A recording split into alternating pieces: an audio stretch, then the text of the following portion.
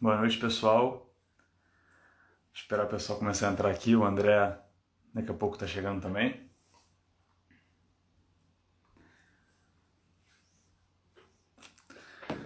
Fala, André. Deixa eu adicionar você aqui com a gente.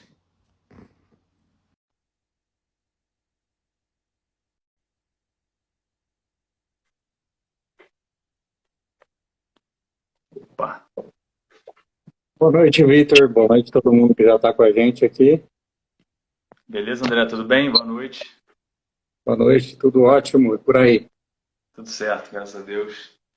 Conseguindo se cuidar aí nesse período que a gente está passando. Ainda em home office, ainda É, isolado, saindo para ir no mercado e olhe lá, mas seguindo firme. só o necessário, né? Só o necessário. Só o necessário. Legal. O pessoal já está comentando aqui, dando oi nos comentários. Deixa eu só dar uma olhadinha. Beleza. Legal. A gente vai deixar até. Bom, pessoal, a gente tem muito assunto para falar hoje. A gente começou aqui nosso projeto refletindo sobre o Brasil, que a gente tem bastante tema para falar aí. A gente escolheu já um tema bastante polêmico para começar, que é agora aí batendo na porta das eleições aí 2022.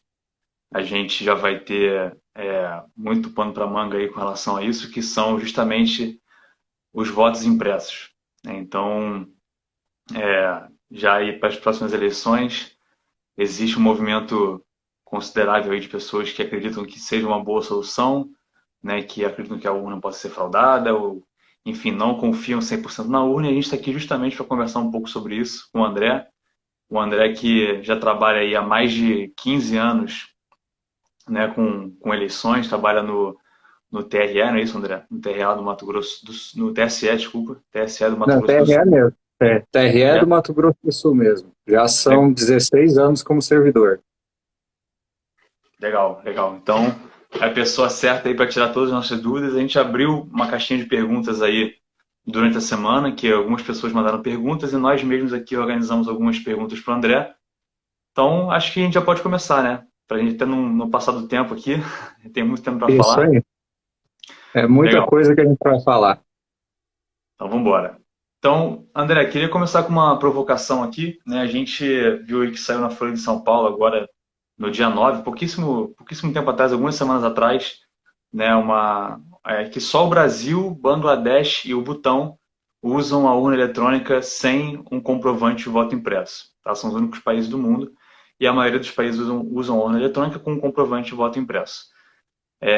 Nessa mesma reportagem, a advogada Ana Cláudia Santano, que ela é coordenadora geral da Transparência Eleitoral no Brasil, ela falou, abre aspas, né? No atual contexto, a urna eletrônica garante segurança em várias etapas, mas obviamente o registro impresso daria uma segurança a mais, o que não quer dizer que a votação de hoje em dia não seja íntegra. Então é uma declaração um pouco dúbia aí da Ana, né, que acabou deixando em aberto se ela disse que confia na urna, mas ao mesmo tempo acha que o voto impresso poderia passar um pouco mais de credibilidade e segurança aos eleitores, né? E aí com isso a gente começa com a nossa primeira pergunta, que é, no mundo de hoje que a gente vive, né, atualmente, que tudo é tecnologia, tudo agora, ainda mais depois da pandemia, tudo remoto, tudo online, tudo eletrônico, por que que nesse mundo, né, a gente atribui toda essa desconfiança ao voto eletrônico, né, não somente no Brasil, como também em vários lugares do mundo, né? Vitor, eu vou responder sua pergunta, mas antes de responder a pergunta, só um aviso para o pessoal que eu não falo pela Justiça Eleitoral nem pelo TRE-MS, mesmo sendo servidor de lá. Mas eu estou aqui para apresentar alguns argumentos para que cada um faça a sua escolha a respeito do voto impresso ou não. E eu tenho 16 anos de TRE. Desde os 21 anos eu trabalho no TRE, fiz a prova com 18 anos, acertei 87% da prova para ficar em 25º. Eu fiquei na lista de espera e eu fui um dos primeiros servidores que entrou com uma lei nova que colocou que no interior do estado teriam que ser servidores efetivos também, que antes eram servidores requisitados. E assim a gente começou a modernizar a justiça eleitoral. Fiz a primeira eleição minha, foi o referendo em 2005, depois a eleição geral em 2006, eleição municipal em 2008, 2010 e 2012, eleições que eu participei diretamente organizando. Então eu sei muito bem como funciona a bichinha da urna eletrônica aí, sei cada processo, fiz todos eles presencialmente, então eu posso falar bastante sobre ela e responder todas as perguntas que o pessoal teve. A respeito do argumento da Ana, eu penso também, eu concordo com ela, porque o voto impresso, sim, deixa a votação mais robusta, porém, ela cria novos problemas. A gente vai ter problemas na hora da auditoria, a eleição vai ficar mais cara, e comparar com outros países, tal país usa urna eletrônica, usa voto impresso, não usa voto impresso, a gente tem que entender que cada país está tentando resolver o seu problema. Cada país tem uma realidade, tem um eleitorado, tem um território. O Brasil, ele sempre teve problemas com votação em cédula. E aí surgiu a urna eletrônica para resolver esse problema. E quando ela foi criada, não foi criada só pela Justiça Eleitoral. A gente teve participação da Polícia Federal, do IME, do ITA. Foram várias instituições renomadas que criaram o projeto da primeira urna eletrônica. E desde então a gente está utilizando. Então a gente vai falar mais para frente também que o voto impresso em si, quando ele for realizado, vocês vão perceber que ele fica muito mais caro para o Brasil. E para resolver um problema que não existe, que é fraude na urna eletrônica, até hoje não foi comprovada nenhuma. Apenas conversinha, apenas boato e acusações sem provas. Perfeito. Então vamos dar início aqui já alguns temas que a gente tem para conversar para passar por todo esse universo da urna eletrônica, né? Então, para iniciar, né, quem é o fabricante, né, do equipamento da urna eletrônica e do software também que roda por baixo dela? O fabricante do hardware, ele não é relevante no processo porque as urnas são compradas por licitação. Quem entende de licitação sabe que o governo não escolhe quem vai entregar. Você faz uma especificação técnica com os parâmetros e as empresas que têm aquele produto ou que podem produzir, elas entram com o preço. E aí você vai escolher pelo menor preço. Tem algumas modalidades que a gente consegue incluir técnica, mas fica mais complicado. Hoje, nós temos no Brasil urnas que foram fabricadas pela Procomp e pela Diebold. Foram as duas empresas que até hoje conseguiram vencer licitações do TSE para entregar.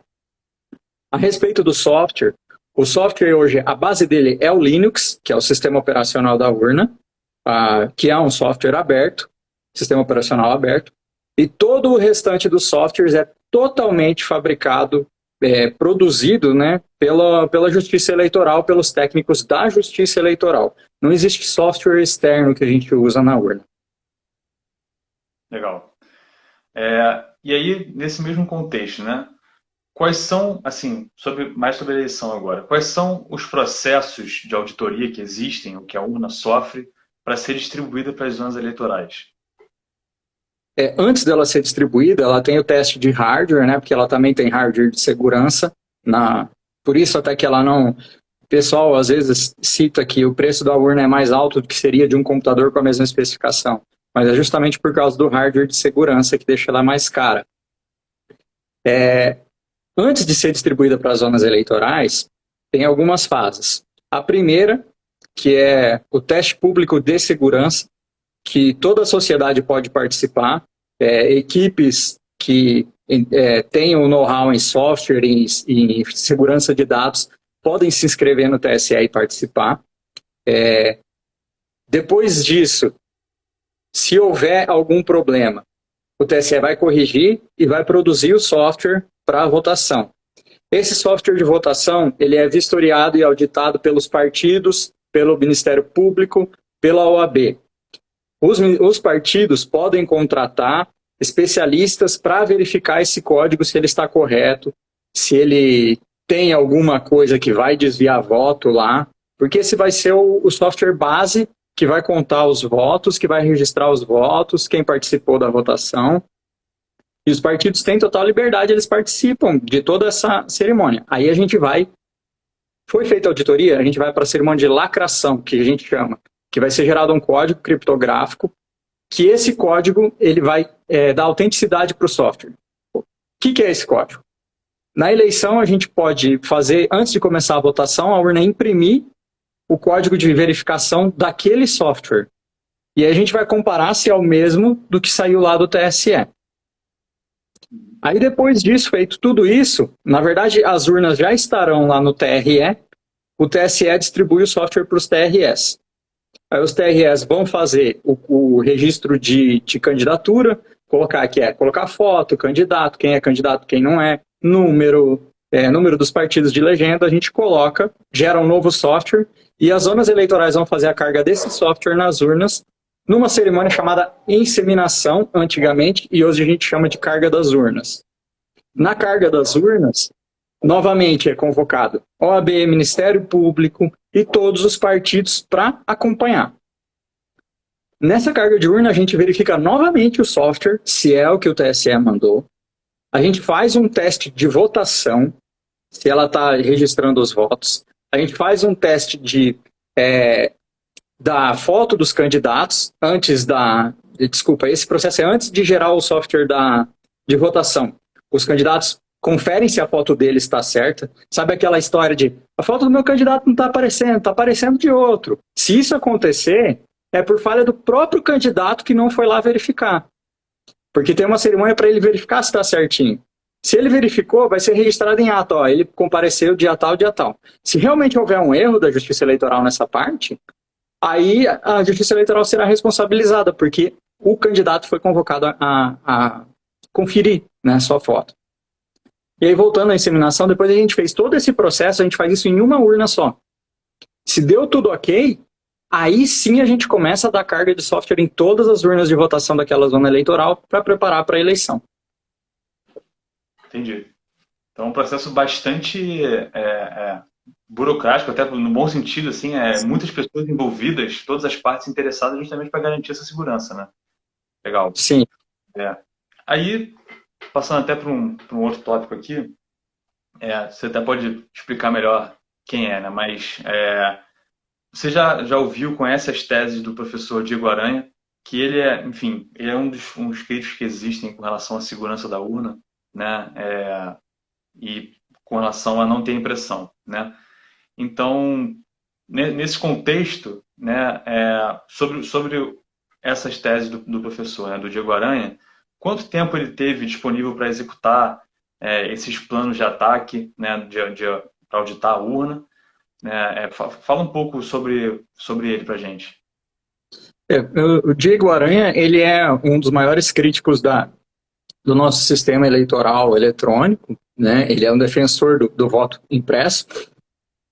E aqui a gente começa a entrar numa coisa que acontece muito, que as pessoas começam a criticar a urna sem conhecer os processos. O Diego Aranha, ele teve acesso a todos os processos, ele participa dos testes públicos de segurança, a equipe dele já teve achados nos testes públicos de segurança. O achado que a gente chama ele conseguiu alguma alteração na urna. A equipe dele conseguiu escrever na tela. Esses testes públicos de segurança, quando aparecem essas coisas, o TSE corrige imediatamente. Então, é a sociedade trabalhando para que a urna fique melhor.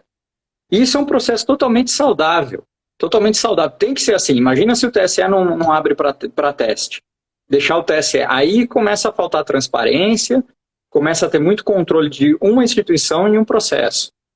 Então, ele sempre participou dos testes. Teve ainda, inclusive, uma ocasião que a equipe dele não conseguiu concluir o teste no prazo designado, que as equipes têm um edital, o teste público tem todas as regras para participar. Você tem que ter o seu plano de ataque, você tem que falar o que você quer testar, o que você vai usar. Ele teve o prazo máximo, não conseguiu, pediu prorrogação, foi prorrogado pelo dobro do prazo, ou seja, ele teve o prazo máximo e novamente o prazo máximo, que foram acho que 4 dias, eu posso estar errado, mas ele teve a prorrogação pelo prazo total, e ele pediu uma nova prorrogação, aí o TSE negou uma nova prorrogação. E aí ele reclamou que ele não teve tempo para testar a urna. Assim, o TSE trabalha num ambiente que seja real também o ataque da urna. Se você tiver 30 dias para quebrar a criptografia da urna, isso é impossível de acontecer num dia de eleição. Né? E hoje, como a gente está tendo aí computação quântica, né? Perfeito. Mas ele sempre foi crítico e ele sempre falou que o voto impresso seria a única solução para o nosso sistema. Só que não. A gente tem vários outros procedimentos, como a gente falou aqui antes, que valem para isso, que as pessoas não conhecem. Auditoria de urna eletrônica, eu fiz 6 cargas de urna. 6 cargas de urna que a gente convoca a partido. Inclusive, 2 eleições municipais, que o partido ele é interessado direto ali na cidade. Você sabe quantos partidos compareceram às 6 cerimônias que eu convoquei? Quantos? 0. 0. Então, se eles não acham que tem fraude, por que as outras pessoas vão achar que tem? Se eles que querem ganhar a eleição não vão lá conferir, né? E uma curiosidade, a população também pode ir nessas cerimônias, viu? É só olhar no seu cartório que dia que vai ser e ir lá comparecer e acompanhar. Então a população também tem acesso a isso, né? Ela poderia estar lá também conferindo. Sim, sim. Todo o processo da Justiça Eleitoral é aberto ao público. Todo. Se você quiser participar, é só se informar que você vai ter acesso total a todos os procedimentos. Pô, muito bacana. Legal.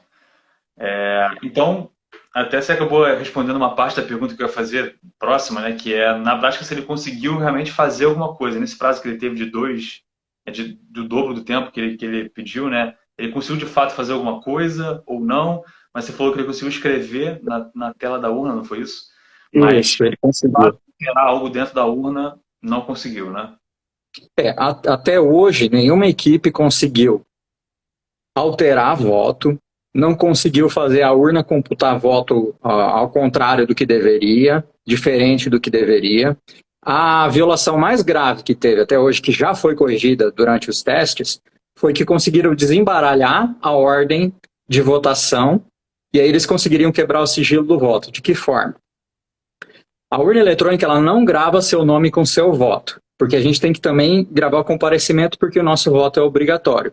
Então a urna grava que você votou num arquivo e no outro arquivo ela grava em quem você votou. E aí o pessoal conseguiu desembaralhar esse arquivo que estava o voto, ele conseguiu desembaralhar a ordem e voltar. Como que eles conseguiriam quebrar esse sigilo? Alguém, poderia ser um mesário de má fé, teria que ficar anotando o dia inteiro quem votou e depois pegar essa ordem e fazer o batimento. Mas essa falha, repito, já foi corrigida, foi achado nos testes que poderia ser feito e foi corrigido pelo TSE. Perfeito. Então, assim, é uma falha que colocaria em xeque, na verdade, o voto secreto. Não colocaria em xeque a contagem dos votos. Né? Só colocaria em xeque o sigilo. Exatamente. Mesmo assim, para ser feito, né, precisaria no mesário estar anotando a ordem de quem votou e mesmo assim já foi corrigido. É isso. Exatamente, já foi corrigido. Legal, legal. Bom, tinha um outro ponto também que quem são os outros hackers do bem, né, que fazem essa auditoria? Acho que você já até comentou, né, que existe uma convocação para isso, né, são várias equipes, até mesmo a Polícia Federal participa, a BIM participa, tem várias equipes particulares também. Uhum. Basta se inscrever no edital do teste público e ter um teste válido que você vai participar. Falar o caso de teste que você quer fazer. Quero testar isso aí, por exemplo. Se eu consigo desembaralhar a ordem, sei lá. E aí você vai tentar fazer isso. De repente a pessoa vai testar uma coisa que já foi testada, que já foi corrigida. O TSE vai informar, isso foi testado no ano tal e o resultado foi tal. Aqui está o relatório. Legal. Legal. Até aqui entrando já nas perguntas de quem enviou pra gente, o Paulo Braga perguntou. O código da urna é aberto, como que rola a validação? Acho que você já respondeu, né, boa parte disso, mas para a gente olhar a pergunta aqui da... Tem uma parte que eu não falei a respeito do código ser aberto ou não. Ele é aberto aos partidos, né? Eles vão consultar lá no TSE. Eles não podem levar o código para casa. Em 2020, houve uma intenção do TSE de colocar o código na internet, e abrir e colocar na internet. Mas por questão de segurança, eles acabaram não levando a ideia para frente. Vamos ver se em 2022 eles acabam implantando. Mas ele não é um código aberto dessa forma, que a sociedade pode consultar livremente. Somente os partidos naquela cerimônia que eu falei de lacração. E que tem o direito de também contratar uma auditoria especializada para poder fazer qualquer inspeção técnica, enfim. Isso. A dúvida que eles não consigam sanar, eles podem contratar um técnico para sanar essa dúvida que eles têm. Perfeito. E, bom, você até comentou que existe um plano, né, para colocar isso aberto à população, né? Porque até te perguntar se tem alguma intenção de ampliar o público de auditoria, né? No caso, colocando na internet seria o máximo possível, né? Seria o mais aberto possível. Mas eu concordo Exatamente. com o que você falou, assim, me preocupa um pouco a segurança também disso, né? Porque se você vai abrir esse código, tem que entender quais são os riscos atrelados a essa abertura de fato, né? Exatamente. Você tem que ter mecanismo de segurança para que isso possa estar aberto, né? Agora, a questão de ampliar público. Se a gente já convoca os partidos para ver, qual seria o outro público, né? A população também tem direito de saber, de ver esses códigos, né? Mas se quem vai ganhar a eleição, quem vai concorrer à eleição, já confia no software, né? Porque se você não vistoria, quer dizer que você confia, né? Tacitamente você confia se você não vistoria. Né? Quando a gente está desconfiado de alguma coisa, a gente fica com o olhão em cima lá, vamos ver o que vai acontecer. Exatamente. O que acontece muito é depois das eleições, né? O pessoal vai falar, foi fraudado, isso. Mas antes, que era quando ele podia ter conferido, ele não foi, né? Exatamente. Ainda mais, e é um processo que é importante ter esse procedimento todo certinho, porque não é festa, né? É algo Exatamente, é um processo muito sério. É um processo muito sério. legal. Bom, a gente tem uma outra pergunta aqui que enviaram para a gente, que foi do Aloysio Martins. Ele perguntou assim, por que países como a Alemanha e outros do primeiro mundo não usam um sistema como o nosso? Até tem a ver com a primeira pergunta que a gente começou. É como eu falei, cada país tem um problema para resolver. A votação, às vezes a cédula é um problema, às vezes o voto impresso vai ser um problema, às vezes a votação eletrônica vai ser um problema. Cada país tem a sua realidade, tem a sua população, que é muito diferente, Se a gente for comparar nível econômico, nível social do Brasil com a Alemanha, a gente vê coisas muito diferentes, muito diferentes. Quando eu trabalhei no interior do estado aqui, que foi como eu comecei na justiça eleitoral, eu trabalhava numa cidade que chama Sidrolândia. Metade da população de Sidrolândia estava em assentamentos. Então, são pessoas que mal e mal têm acesso à energia elétrica. Então, essa é a nossa realidade. Será que a gente tem isso na Alemanha? Eu acredito que a Alemanha é um país muito mais urbanizado do que nós.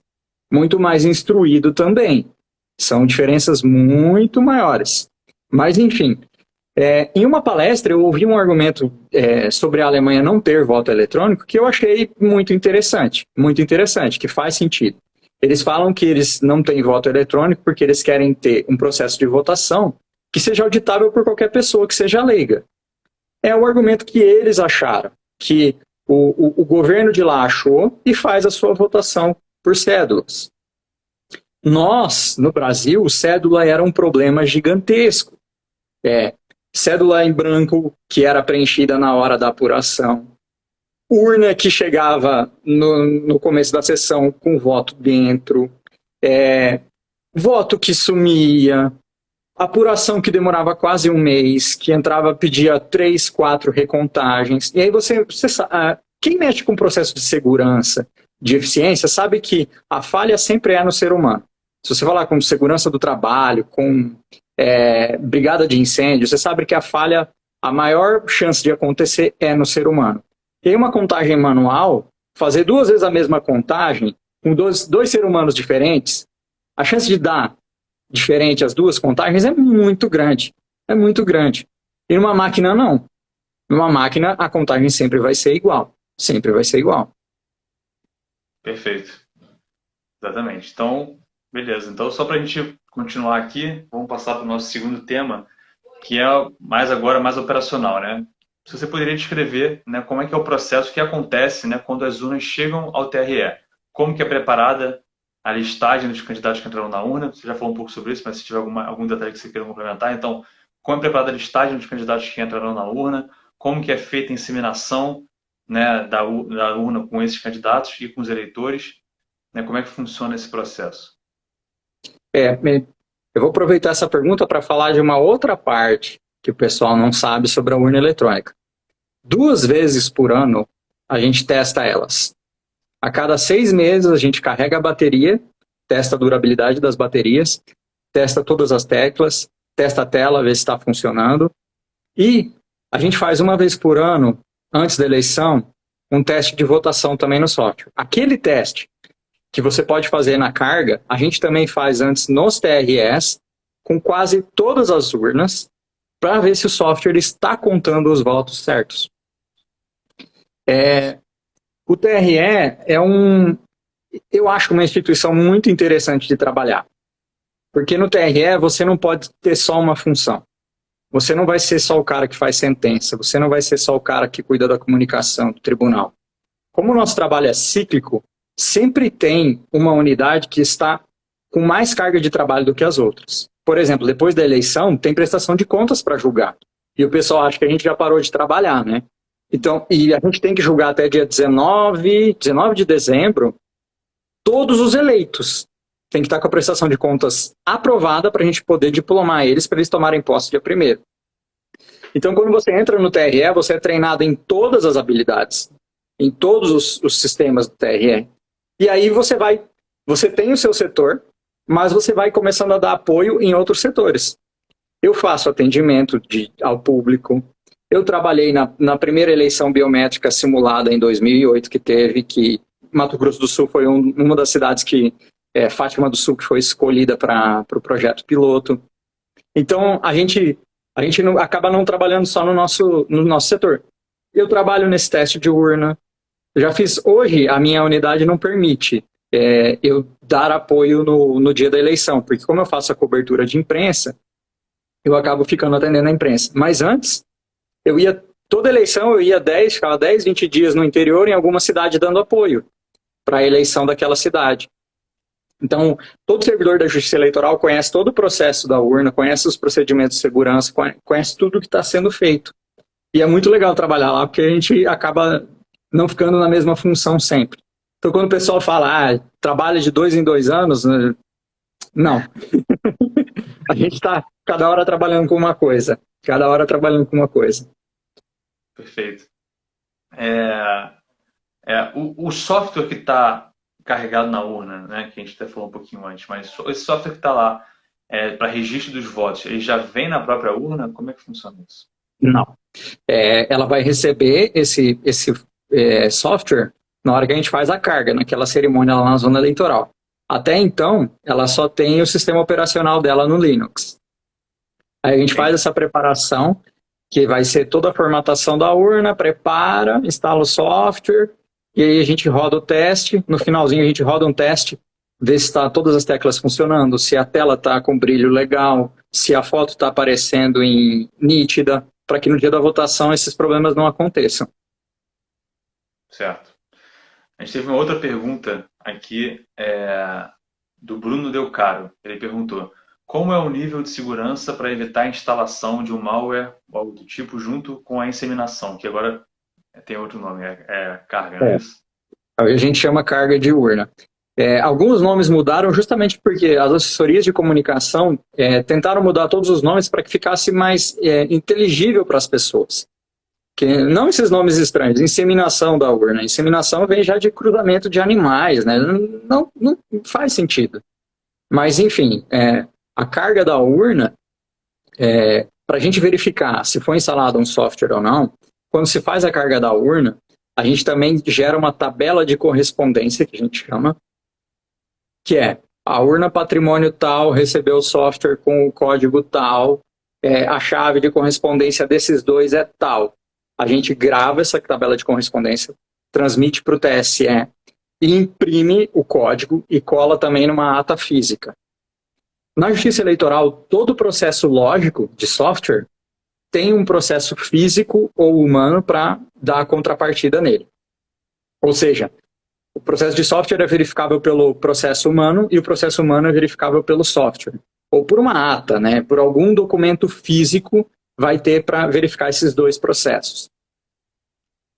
Certo. Aí, depois disso, aí vem o outro processo de verificação, que é a gente lacrar a urna. Aqueles lacres papel moeda, a gente coloca em todas as portas, cada parafuso da urna a gente coloca com a assinatura do juiz, do promotor, da OAB, e quem mais estiver presente nessa cerimônia de carga pode assinar. Ou seja, se alguém abrir a urna para instalar um software, ele tem que ter esse lacre, que no mínimo vai ter a assinatura do juiz, a assinatura do Ministério Público e a assinatura da OAB. Então você já imagina o nível de complexidade para fazer uma corrupção desse tipo. Você conseguir abrir uma urna e colocar algum disquete lá, algum pendrive ou flash. A gente usa drive flash também na urna.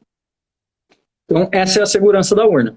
Tem a correspondência e tem os lacres físicos. Legal. Sem falar que a urna também não tem nenhuma transmissão via rádio. Wi-Fi, Bluetooth, nada sem fio a urna tem. Certo. E pelo que você falou, muita gente, muitas instituições envolvidas também para que você possa corromper. Assim, você poderia corromper ali muita gente que está ali presente, né? Deveria fazer isso para você conseguir alguma coisa, né? Alguma fraude.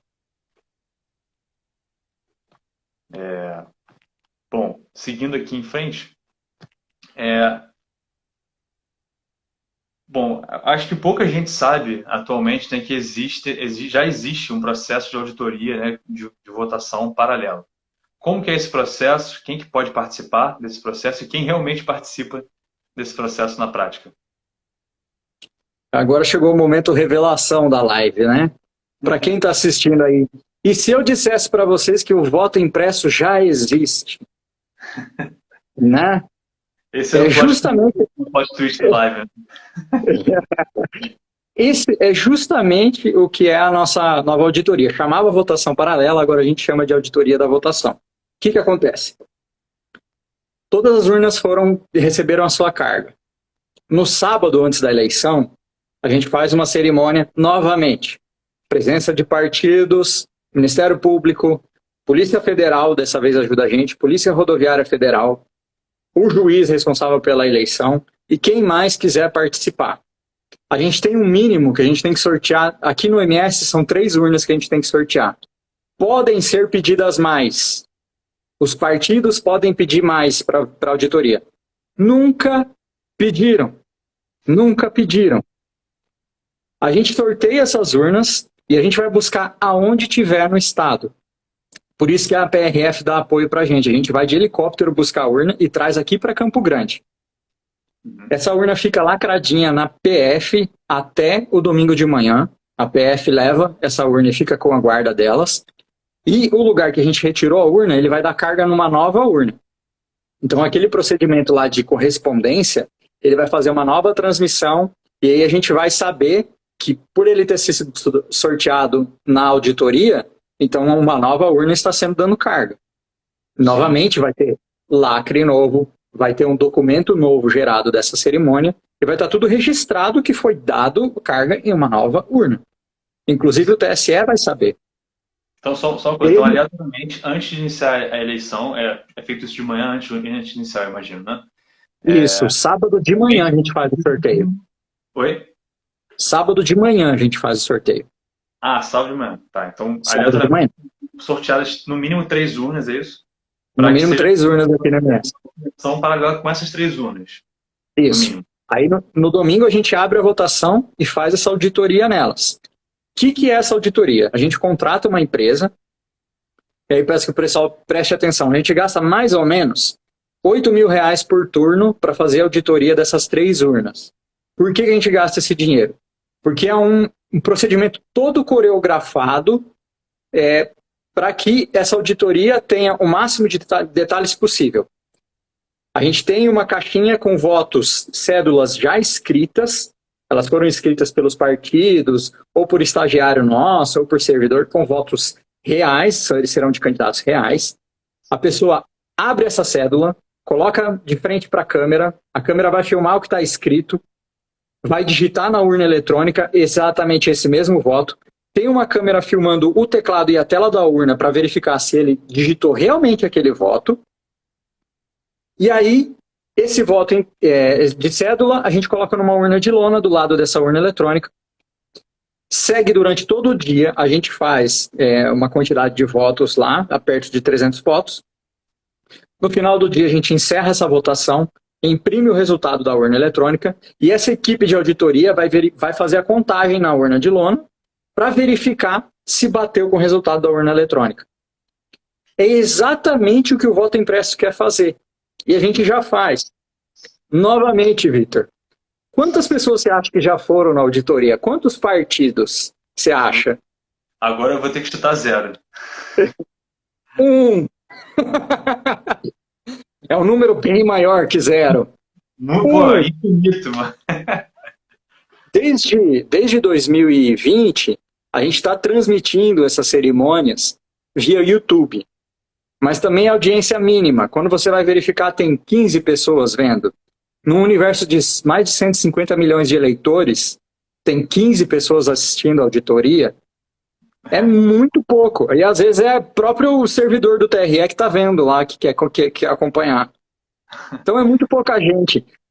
Por que as pessoas querem voto impresso se ele já existe? Né? Por que você quer aumentar a segurança da urna se você não participa dos processos de segurança que já existem? Exatamente. Não, e ninguém se interessa, né? E é muito bacana isso que você falou do YouTube, da transmissão, né? De ser transmitido para a população. Ainda mais de maneira tão fácil, não precisa nem ir lá presencialmente, você pode acompanhar isso remotamente, né? De Isso é casa. uma política de todos os TREs ou só no Mato Grosso do Sul? Aí? Não, isso é obrigatório por resolução do TSE e pela lei eleitoral, tá? É obrigatório, o TRE tem que fazer obrigatoriamente. Nenhuma eleição pode ser feita sem essa auditoria. Uhum. Mas a transmissão também, essa transmissão ao vivo também é A obrigatória. transmissão aí depende do equipamento e da contratação do TRE. Conforme essa modernização está acontecendo, quase todos os TREs estão fazendo hoje essa transmissão. Porque realmente, você imagina, ficar o dia inteiro lá no TRE acompanhando essa votação. Isso é coisa só para servidor mesmo, para quem está recebendo. Né? Mas para o eleitor ficar de casa assistindo a votação, já é muito mais conforto. Exatamente, muito mais conforto. E como você falou, para os partidos que são interessados, eles poderiam ir também, né? Além dos servidores. Não pode pagar uma pessoa para ficar lá o dia inteiro acompanhando essa votação? Pois é. Eles não, nem o resultado da auditoria eles pedem, para você ter uma ideia. Putz. E com certeza pagar uma pessoa. Se todos os partidos pagassem uma pessoa para ficar lá, ia ser mais barato do que o custo do teu voto impresso, sem maneira Do voto impresso. Não, beleza. Sobre então a confidencialidade dos votos. Tem como garantir a confidencialidade dos votos com a impressão do voto em papel ou a confidencialidade é feita somente via software? Esse é o grande problema que impossibilitou o voto impresso na outra tentativa, que foi que o STF declarou inconstitucional a lei por causa da violação do sigilo. Vamos esclarecer aqui para o pessoal, talvez às vezes confunde o voto impresso como é que funciona, né? O voto impresso não é cédula, né? É a impressão de um comprovante do seu voto na urna eletrônica. E também você não leva para casa e nem coloca a mão. Como que é o procedimento de voto impresso que está sendo visionado aqui no TRE?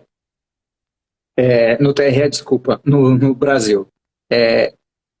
A urna vai imprimir o seu voto. Você terminou o voto, apertou o último confirma, a urna imprime, aí fica num vidrinho na sua frente, você não consegue tirar o papel dali, você vai conferir aquela impressão. É o seu voto? Se for, você aperta o confirma de novo, ele vai pegar esse papel, vai girar, vai cortar e jogar numa caixa que você também não tem acesso. Você não vai pegar o papel e vai colocar lá. Aí que surge o problema do sigilo do voto. Imagina que você fez todo esse processo, leu o seu voto e falou, esse é o meu voto mesmo, aperta confirma, a impressora travou. O papel fica ali naquele vidrinho. Quando acontecem esses problemas, a gente tem o procedimento primeiro, a gente pede para o mesário desligar e ligar a urna, ver se vai resolver o problema na urna, se não resolver a gente chama o técnico. O técnico vai chegar lá, como que ele vai atender essa urna, tirar aquele papel dali sem ver o voto da pessoa? Vai falar, não, então vamos descartar esse voto, você faz um novo, escolhe outros candidatos. Impossível, impossível. Então, esse é o problema que simples das eleições, né, da confidencialidade. Esse é o problema que a gente tem que resolver do voto impresso. E aí, volto naquele assunto que eu falei, de cada nação tem que resolver o seu problema.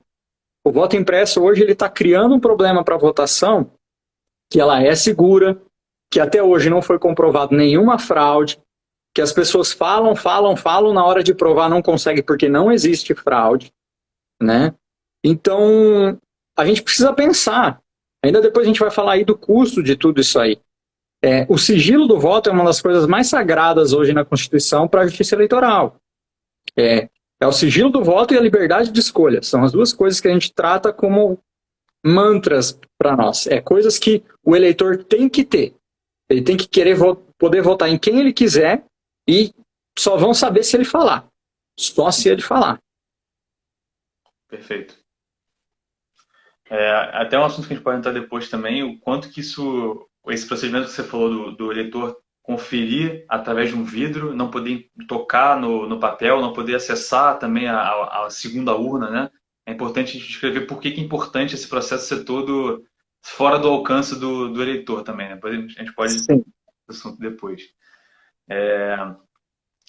Sobre a parte de apuração e totalização dos votos, né? Então, assim, sempre é dito que a urna não tem conexão com a internet, né? E por isso ela é tão segura.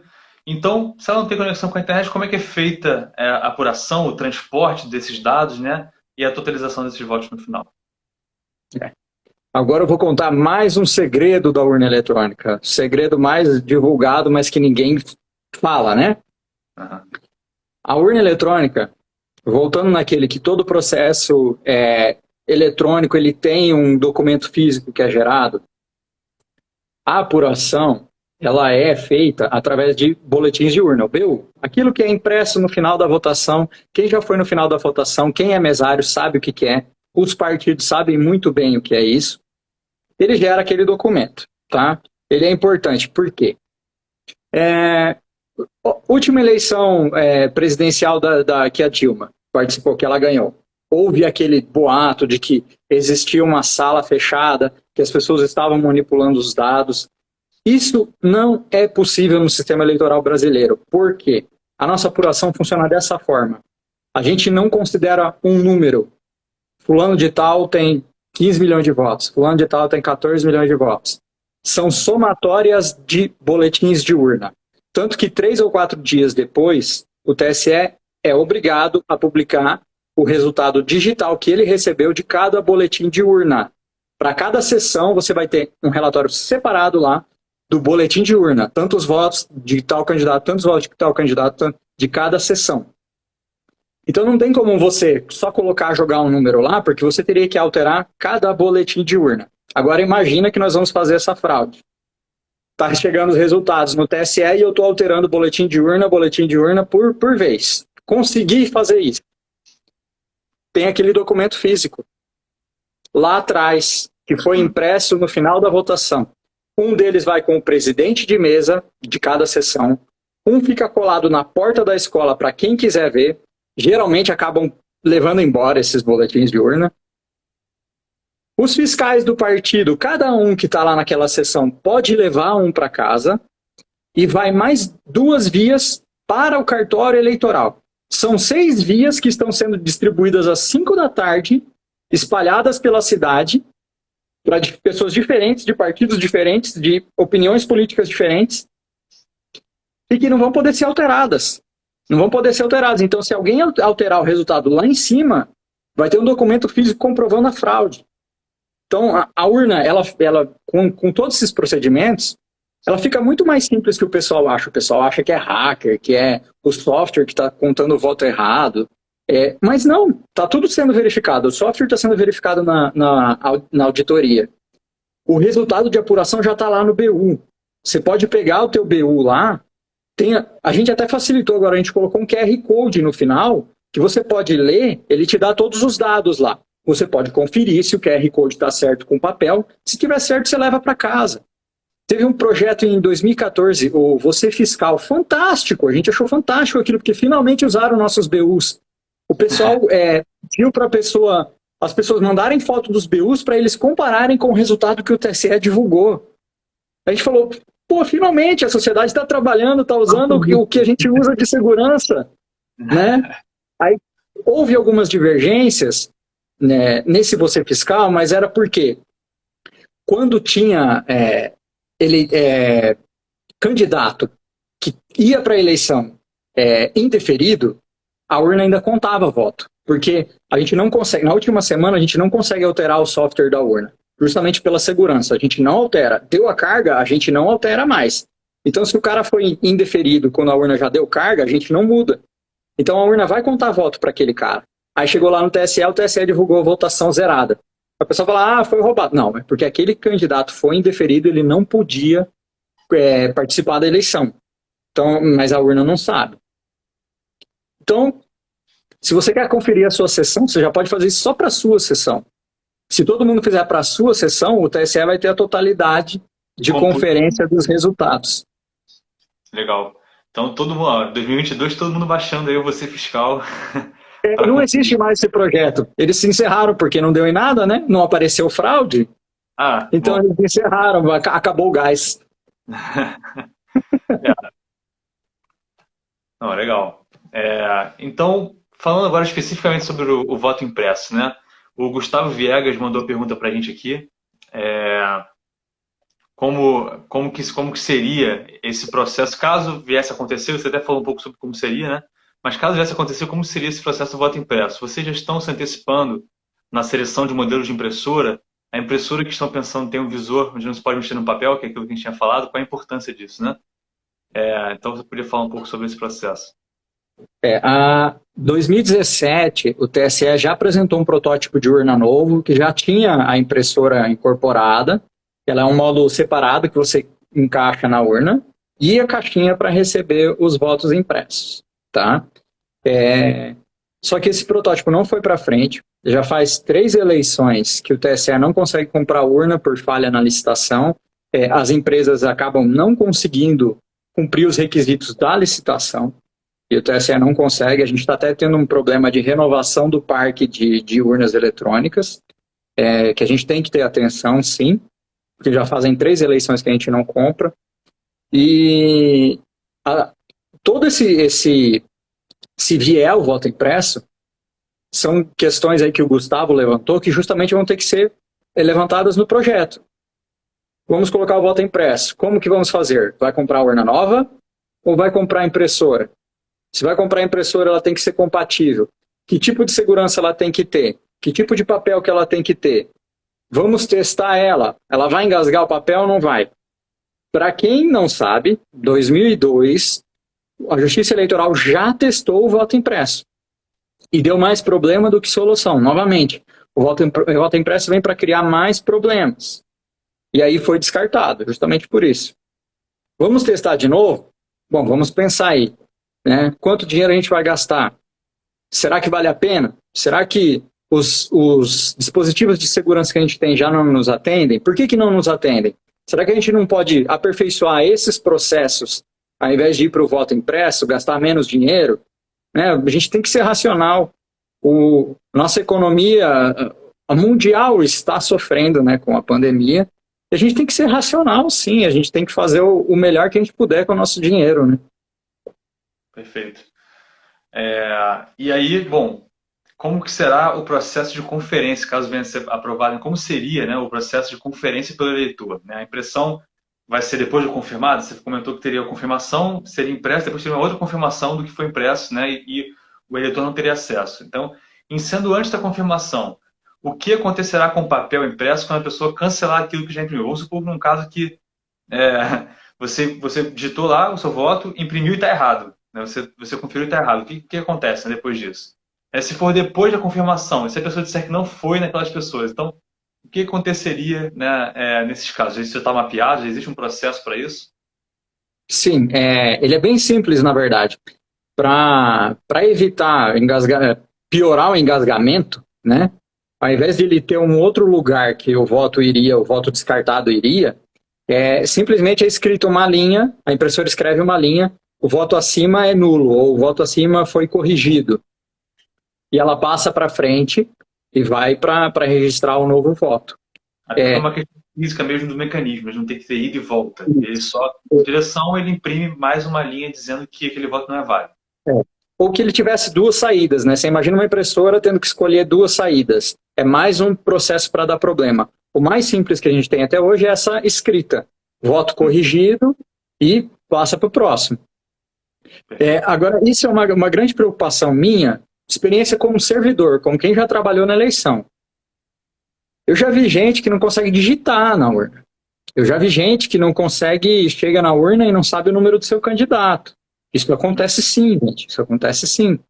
Agora você imagina uma eleição geral com 2 senadores, deputado federal, deputado estadual, governador, presidente. A pessoa tem que conferir, tem que digitar tudo isso.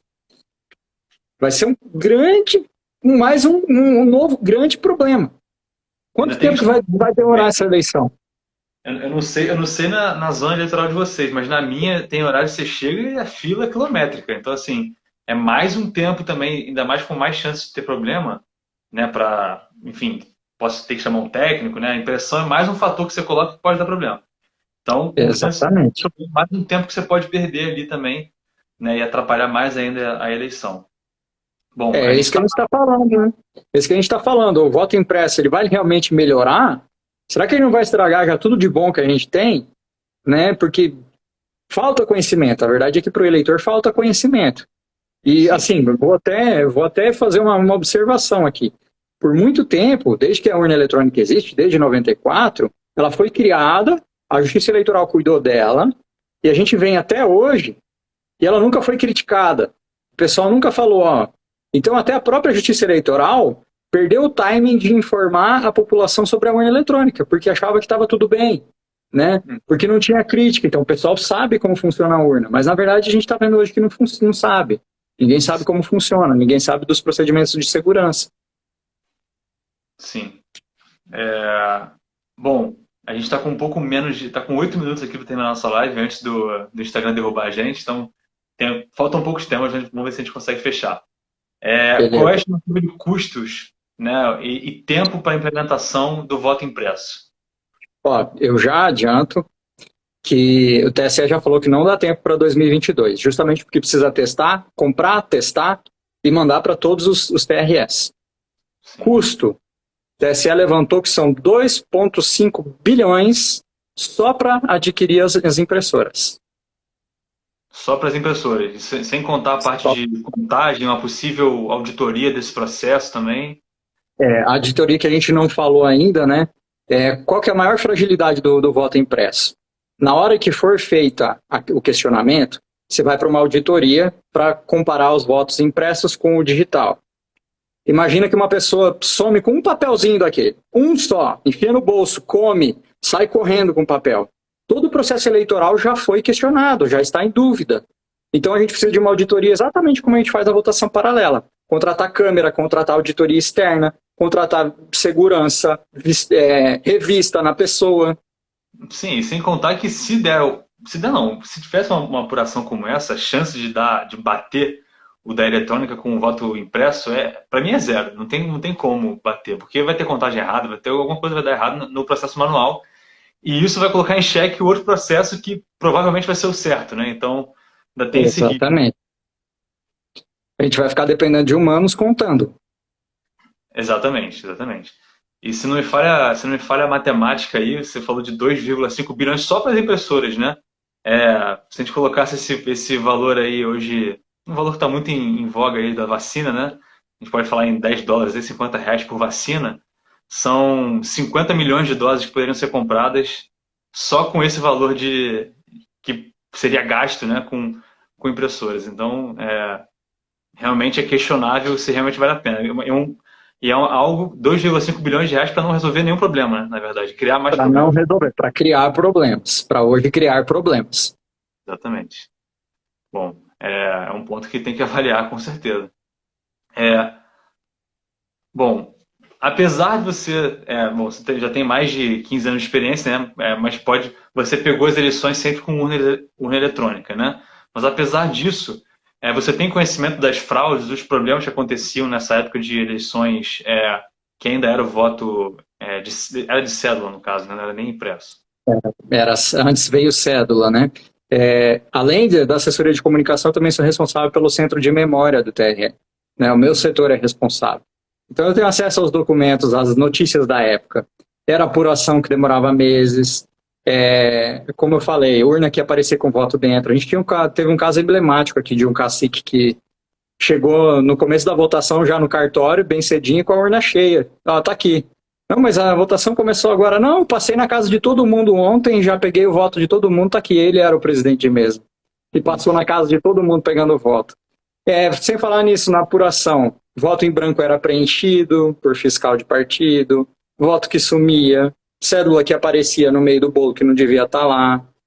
Então, a cédula, ela é o pior de todos os mundos. Pior. E o voto impresso replica um pouquinho essa experiência da cédula.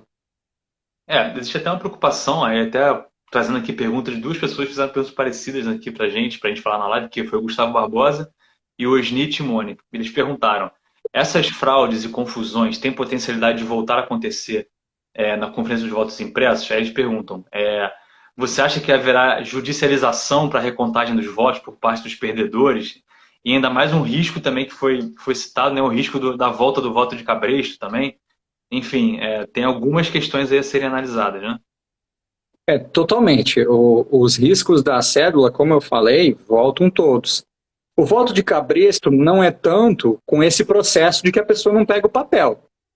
Sim. Agora, se a pessoa pudesse pegar no papel e colocar numa urna, como tem um vídeo na internet rolando aí, de um conselho, enfim, que eles usam esse sistema, a pessoa mesmo coloca o voto impresso na urna, vai acabar indo para o voto de cabresto, porque ele vai levar para casa para comprovar o voto, né? O voto que foi comprado. Então, e traz todos esses outros problemas da cédula, porque um papel é muito fácil de replicar, né? Alterar um dado numa urna, você precisa passar por várias camadas de segurança. Um papel, é só você saber o modelo da urna, como é que é o papel, como que ela imprime, a fonte, pã. E isso vai ser documento público. Isso vai ser documento público, porque tudo que é formato no TRE, no TSE, a gente publica os modelos em resolução. Até por segurança, justamente. Exatamente. Legal. Bom, André, a gente está aqui com 3 minutos faltando. Vou deixar você falar um pouquinho, se quiser acrescentar alguma coisa a mais. Queria te agradecer já de antemão, perguntar para o pessoal se a live foi instrutiva, proveitosa. Eu espero que sim. Deixem seus comentários aqui, não só na live, mas também no post que a gente vai fazer aqui depois, vai deixar a live registrada aí para a posteridade. A gente sabe que nem todo mundo pode acessar. Então, assim, quem puder comentar para fomentar o debate aqui embaixo, te fez refletir sobre o tema, foi proveitoso. Você acha que esse investimento bilionário vai representar um avanço ou um retrocesso para a nossa democracia, para o nosso processo eleitoral? Né? Então, André, te deixo com a palavra aí, você tem aproximadamente 2 minutos. Eu agradeço só poder falar desse tema, né, poder informar. E eu peço para o pessoal que está assistindo só, cara, tem dúvida? Vai lá no teu TRE, a informação vai estar toda lá. Quer comparar com outras informações que você recebeu externa? O TRE está preparado para te atender. Ele está preparado para te falar por que não é assim, por que é assado.